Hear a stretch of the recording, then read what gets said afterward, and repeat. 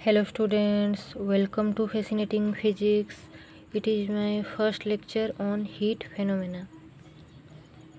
तो यहाँ पे आप आज देखेंगे कि हम हीट के बारे में बताएंगे कि हीट क्या है। तो यहाँ पे heat is the quantity which produces sensation of warmth.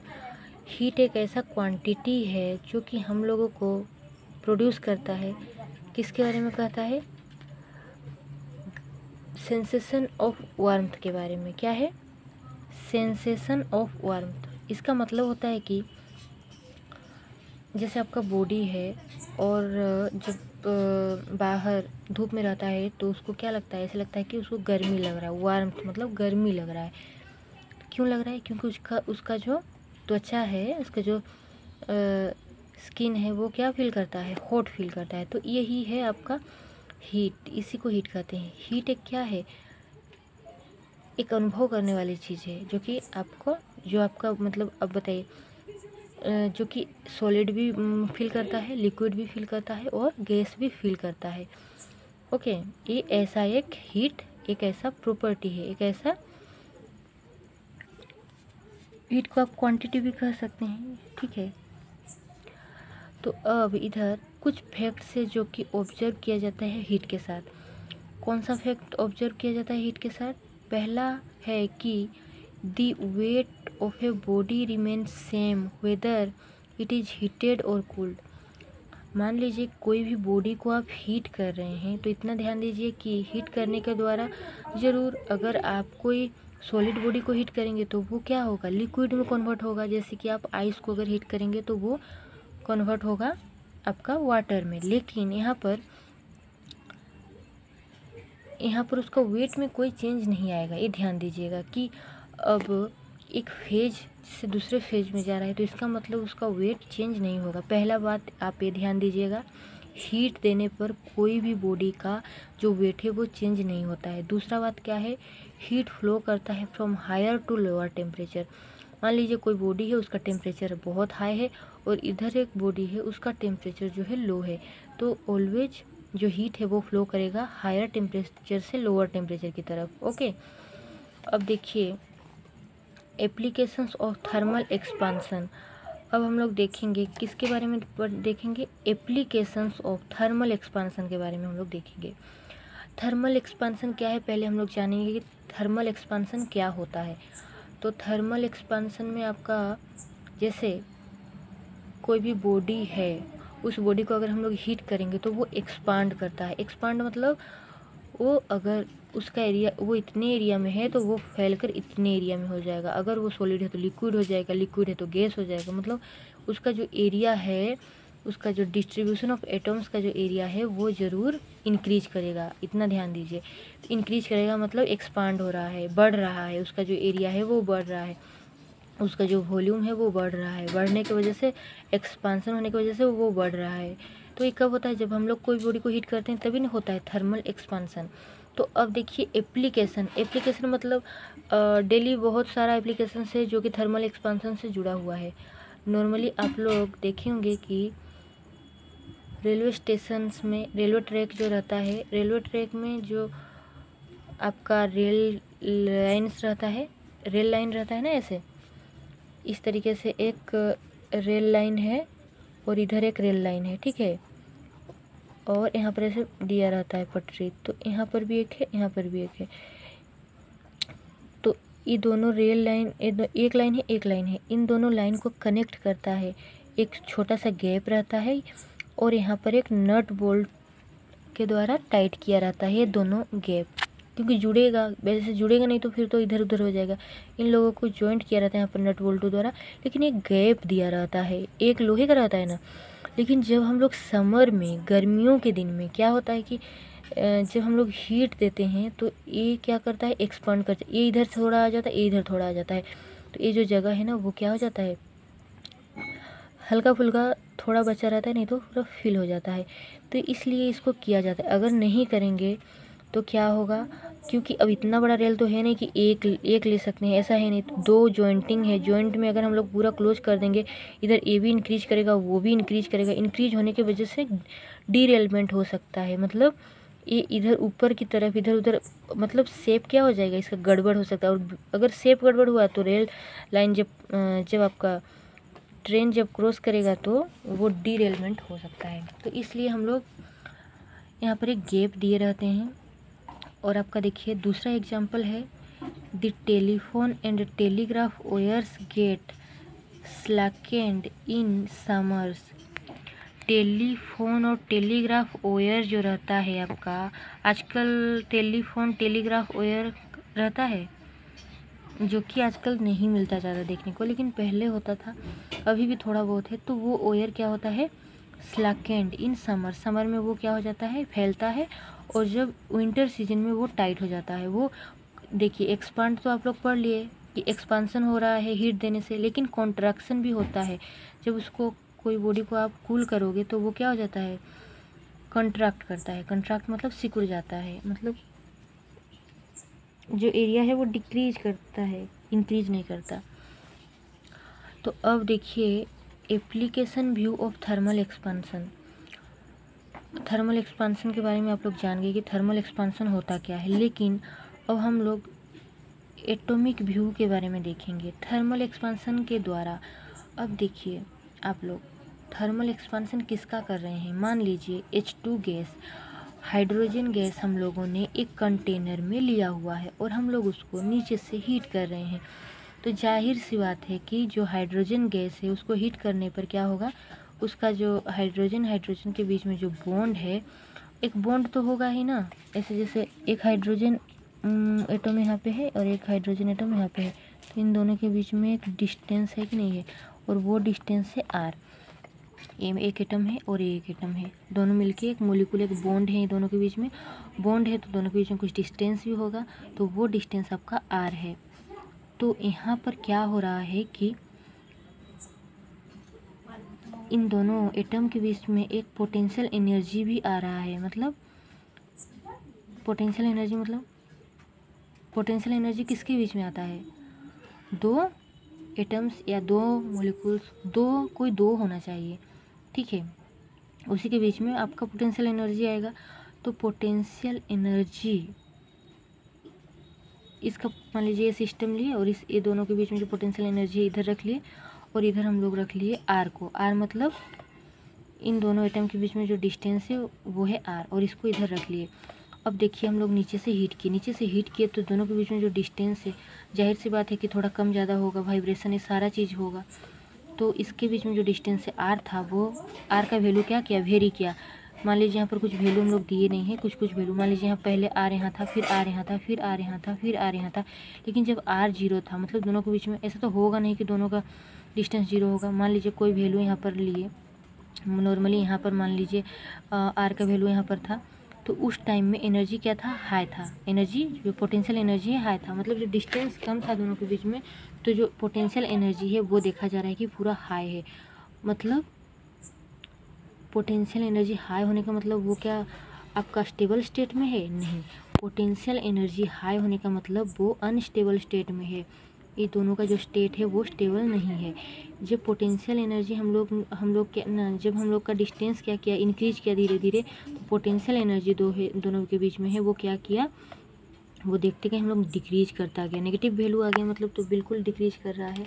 और सबसे कम कौन से पॉइंट में, देखिए ए पी नोट पॉइंट में, और ये डिस्टेंस आपका आर नोट लिया गया। ये देखिए यहाँ से लेके यहाँ तक का डिस्टेंस वो है आर नोट डिस्टेंस में इन दोनों के बीच में जो पोटेंशियल एनर्जी सबसे लोअर है, सबसे कम है। इसलिए इस पोजीशन में इसको कहा जाता है इक्विलिब्रियम पोजीशन। जिस पोजीशन में पोटेंशियल एनर्जी मिनिमम हो उसको कहा जाता है इक्विलिब्रियम पोजीशन। इन दोनों एटम के बीच में जो पोजीशन है वो इक्विलिब्रियम पोजीशन में है। तो अब देखिए यहाँ पर आपका आर नोट आ गया, लेकिन नॉर्मली देखें तो आर नोट है, लेकिन इसको भी हीट नहीं किया गया है। नॉर्मल जो डिस्टेंस है वो डिस्टेंस आपका हम लोगों ने क्या किया, इस डिस्टेंस में वो इक्विलिब्रियम हो रहा है, हम लोग देख रहे हैं, ठीक है। लेकिन मान लीजिए हम लोग इसको हीट कर दिए तो ये दोनों के बीच में जो डिस्टेंस है वो क्या हो जाएगा, कहीं कम ज़्यादा होगा। कम ज़्यादा होने की वजह से इक्विलिब्रियम डिस्टेंस यहाँ नहीं मिला, कहाँ पर मिला, ये देखिए धीरे से, ये यहाँ पे है आपका E1 एनर्जी लाइन, और ये P1 है और ये P2 है। और जो यहाँ पर इक्विलिब्रियम डिस्टेंस A है वो आपका इंक्रीज होकर इधर चला आया P।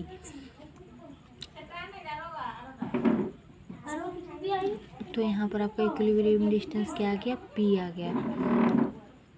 और इसी तरीके से हम लोग जब मान लीजिए और टेम्परेचर इंक्रीज कर दिए तो जो इक्विलिब्रियम डिस्टेंस है वो कहाँ आ गया आपका, इधर आ जाएगा। तो इस तरीके से ग्राफ हम बनाए नहीं है। और एक ग्राफ अगर बनाएंगे, किसके लिए बनाएंगे, हाई टेम्परेचर के लिए अगर ग्राफ बनाएंगे वो ग्राफ ऐसे आएगा, ऐसे आएगा। मिनिमम एनर्जी यहाँ पे ऐसे रहेगा, ऐसे करके ऐसे करके ऐसे करके ऐसे करके ऐसे रहेगा। फिर यहाँ टेम्परेचर के लिए अगर बनाएंगे तो यहाँ पर ग्राफ ऐसे आएगा। मिनिमम एनर्जी यहाँ होगा, इस जगह पे होगा। किस केस में, हाई टेम्परेचर के लिए। लेकिन जब नॉर्मल टेम्परेचर था तब मिनिमम एनर्जी यहाँ पे आ रहा था। तो इक्विलिब्रियम डिस्टेंस ए था, फिर इक्विलिब्रियम डिस्टेंस ए हुआ, फिर यहाँ ए हुआ। टेम्परेचर इंक्रीज करने के साथ जो इक्विलिब्रियम डिस्टेंस है वो भी इंक्रीज कर रहा है। बस यही हम लोगों को इस ग्राफ से मिल रहा है। और यहाँ पे क्या हो रहा है,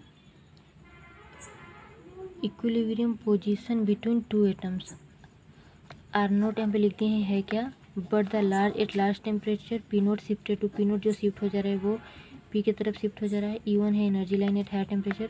equilibrium position is the position where bond energy minimum.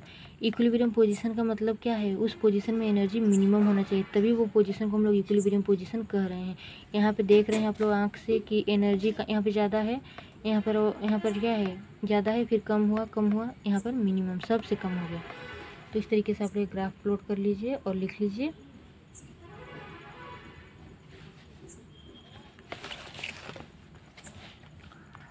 अब देखिए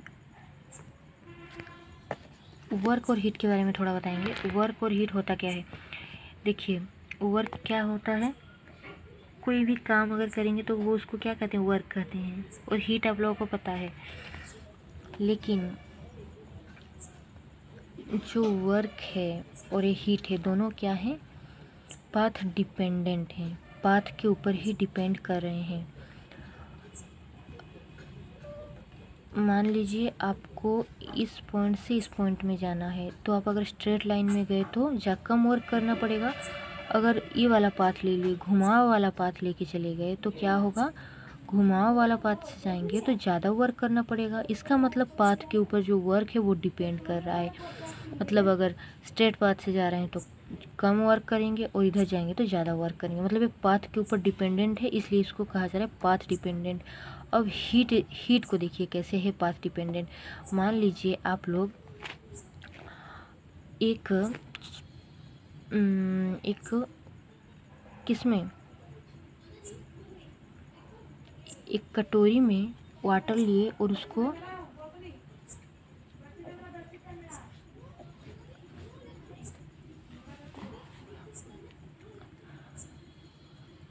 हाँ, पाथ डिपेंडेंट कैसे हो रहा है देखिए। मान लीजिए आप लोग एक कटोरी में थोड़ा सा वाटर लिए, वाटर को गर्म कर रहे हैं, तो हीट जो है वो कहाँ, कौन से वाटर मॉलिक्यूल के देकर पास हो रहा है वो हीट, मतलब एक लिक्विड को देकर के पास हो रहा है, तो वो जल्दी गर्म हो जाएगा। मान लीजिए आप एक सॉलिड ऑब्जेक्ट को लेंगे, एक पत्थर ले लिए और उस लोहा पत्थर होता है ना, लोहा पत्थर को हम लोग उसको गर्म करना शुरू किए, तो वो क्या होगा, थोड़ा टाइम लगेगा। तो इसकी वजह से जो पाथ है वो क्या हो रहा है, पाथ डिपेंडेंट है। पाथ डिपेंडेंट है कि नहीं है, जो हीट है हम लोगों का वो पाथ के ऊपर डिपेंड कर रहा है, इसलिए वो भी पाथ डिपेंडेंट है। और भी बहुत सारे एग्जांपल हैं, जैसे कि मान लीजिए जैसे सन से लाइट आ रहा है, लाइट भी एक फॉर्म ऑफ, उसके पास भी एक हीट है कि नहीं है। तो बाहर हम लोग देखते हैं कि ज़्यादा गर्मी रहता है लेकिन घर के अंदर कम गर्मी रहता है। तो बाहर क्या होता है कि वो डायरेक्ट आ जाता है, लेकिन घर के अंदर एंटर करने के लिए उसको घर का जो दीवार है उसको देकर के पास करना पड़ेगा, तो पाथ के ऊपर इतना जल्दी वो प्रवेश नहीं कर पाता। तो इसलिए क्या कहा जा रहा है, पाथ डिपेंडेंट कहा जा रहा है। तो आपका वर्क का एक फॉर्मूला देखिए, वर्क जो है वो डायरेक्टली प्रोपोर्शनल हीट होता है। कैसे, हीट क्या है, आप गैस जलाकर अगर पानी गर्म कर रहे हैं तो इसका मतलब आप हीट दे रहे हैं, उसको हीट दे रहे हैं, मतलब एक वर्क हो रहा है, समझ में आ रहा है, एक एनर्जी दे रहे हैं। तो वो वर्क आप एक दे कर रहे हैं, जितना हीट देंगे उतना ही वर्क होगा। मान लीजिए आप ज़्यादा हीट दिए तो ज़्यादा वर्क होगा, ज़्यादा वर्क होने का मतलब ज़्यादा जल्दी पानी गर्म हो जाएगा, वाटर मोलिक्यूल्स उतना ज़्यादा क्या होंगे, वाइब्रेशन में आ जाएंगे, जल्दी वाइब्रेशन में आ जाएंगे, बॉइलिंग जल्दी हो जाएगा। तो इसलिए क्या होता है, हीट जितना देंगे वर्क उतना ज़्यादा होगा।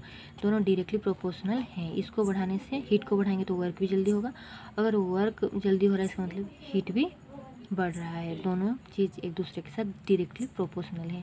अगर हम लोग इसको हटाएंगे डायरेक्टली प्रोपोर्शनल को तो इक्वल होकर के यहाँ पर आ जाएगा आपका जे एक आ जाएगा, जो जे के यहाँ पर क्या है, कांस्टेंट है, omega W equals to J H. इस फॉर्मूला को याद रखिए, जो कि आगे आपको यूजफुल है और आगे आपके यूज में भी आएगा। अब देखिए वर्क एनर्जी प्रिंसिपल आपको पता है, पहले पढ़े होंगे। तो वर्क एनर्जी प्रिंसिपल कहता है जो वर्क होता है वो होता है चेंज इन काइनेटिक एनर्जी, मतलब final kinetic energy minus initial kinetic energy. Final kinetic energy क्या होता है, फाइनल काइनेटिक एनर्जी आपका है, मान लीजिए यहाँ से यहाँ तक आप गए मोशन किए, ठीक है, तो यहाँ पे जब थे तो आपका काइनेटिक एनर्जी कुछ था, यहाँ पे जब आप गए तो आपका काइनेटिक एनर्जी कुछ था। तो आपका फाइनल काइनेटिक एनर्जी क्या है, जब यहाँ पे थे उस काइनेटिक एनर्जी को अगर माइनस कर देंगे, यहाँ पे जब थे इनिशियल काइनेटिक एनर्जी से माइनस कर देंगे तो कुछ ना कुछ एनर्जी आएगा, वही एनर्जी है आपका वर्क। मतलब आप यहाँ से यहाँ जाने के वक्त कितना वर्क किए वो आपका kinetic energy, final kinetic energy minus initial kinetic energy minus कर देंगे तो वो आपका आ जाएगा नेटवर्क। तो अब देखिए IITs वगैरह में एडमिशन के लिए जो हम लोगों का IIT JEE का एंट्रांस होता है, उन सब में भी ये सारे क्वेश्चंस आते हैं जो कि आपका इम्पोर्टेंट है। तो पहला क्वेश्चन देखिए, हम कुछ बता रहे हैं फ्रॉम, एग्जाम्पल है पहला, from what height must a block of ice be drop, कितने हाइट से एक ब्लॉक ऑफ आइस को जो कि हम लोग ड्रॉप करेंगे, so that it completely melts on falling. Assume that 80% of the energy of the fall is retained given L equals to 80 kilocalorie kg inverse। इतना दे रहा है, J का वैल्यू इतना दे रहा है। तो यहाँ पे हो क्या रहा है, क्वेश्चन आपको समझ में आया, ध्यान से पढ़िए अच्छे से क्वेश्चन।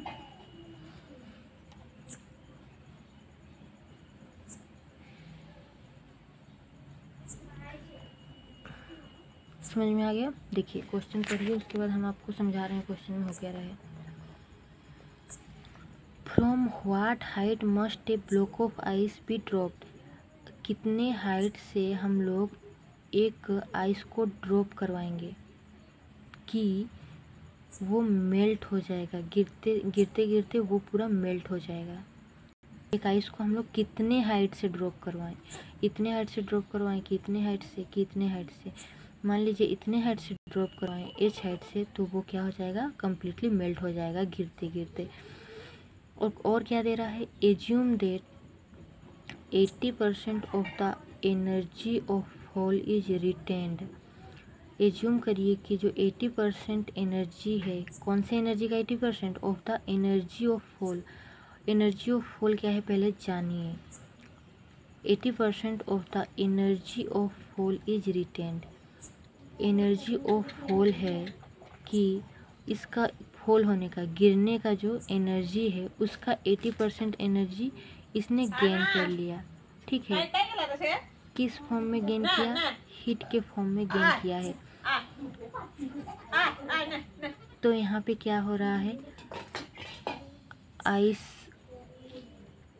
देखिए यहाँ पे आइस जो है वो 80% of the energy of fall, तो जब ये एक हाइट में है, कितने हाइट में है, एच हाइट में है, एच हाइट में रहने की वजह से उसका कुछ ना कुछ एनर्जी आएगा और वो है mgh।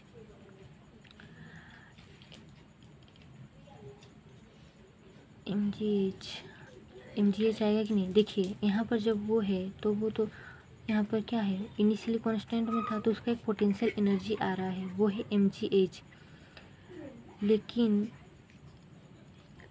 तो यहाँ पे क्या आ रहा है, उसका एनर्जी mgh आ रहा है।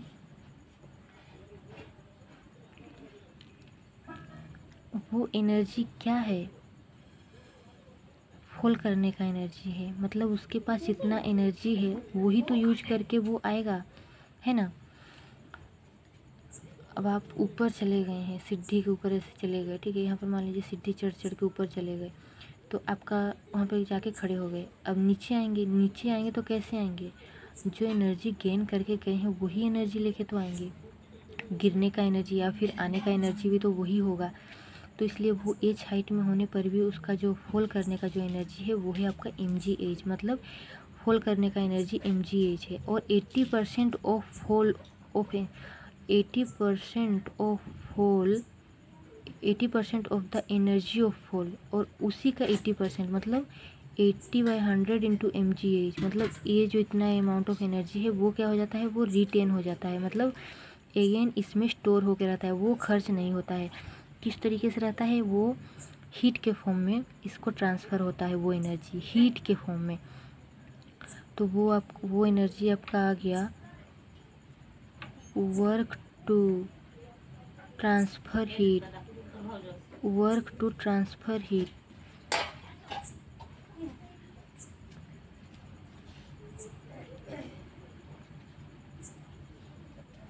तो 80% का एनर्जी है, वो एनर्जी ए है, और वो एनर्जी इसको ट्रांसफ़र हो रहा है हीट के फॉर्म में। लेकिन वो एक वर्क भी हो रहा है, ट्रांसफ़र हो रहा है, मतलब वर्क टू ट्रांसफ़र हीट, मतलब हीट एक वर्क हो रहा है, मतलब वो एनर्जी ट्रांसफ़र होते समय एक वर्क भी तो हो रहा है। तो हम लोग इसको वर्क के फॉर्म में भी लिख सकते हैं। क्या लिख सकते हैं, इसको W लिख सकते हैं। ये क्या है, जो वैल्यू है वो क्या है, W है। मतलब एनर्जी तो है, लेकिन एनर्जी इज वर्क है, क्योंकि वही एनर्जी इसको हीट के फॉर्म में ट्रांसफ़र हो रहा है, मतलब energy in the form of work है। एनर्जी ट्रांसफ़र हो रहा है मतलब एक वर्क हो रहा है, तो वो वर्क क्या हो जाएगा आपका, इतना आ गया ये आपका वर्क। लेकिन हम लोग जानते हैं वर्क और हीट के बीच में फॉर्मूला होता है work by heat equals to J. J यहाँ पे कांस्टेंट है, तो ये फॉर्मूला से हम लोग वर्क का फॉर्मूला क्या आ गया, जे इंटू एच। जे यहाँ पे कांस्टेंट है, एच हीट है, ये एक वर्क का फॉर्मूला आ गया, ए वर्क का फॉर्मूला आ गया। तो अब हम लोग इन दोनों वर्क के फॉर्मूला को इक्वल अगर कर देंगे तो क्या हो जाएगा, इक्वल कर देंगे तो जे एच, ये वर्क क्या है, जे एच बराबर क्या हो जाएगा, ये वाला फॉर्मूला 80/100 इंटू mgh। एम आपका अभी कटा नहीं है।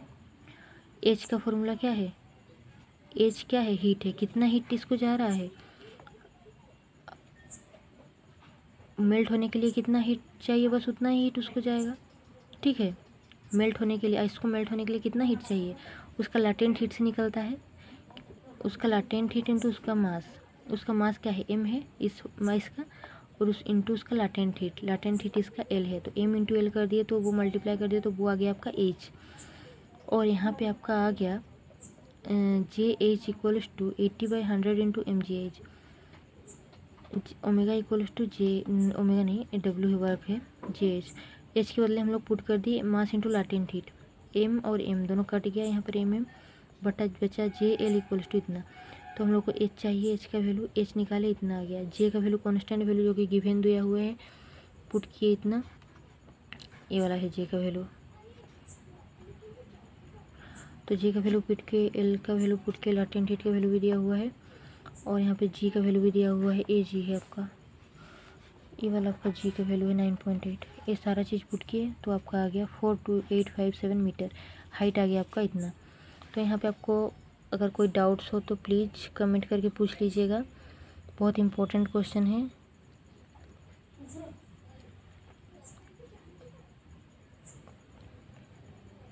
Okay, thanks to all.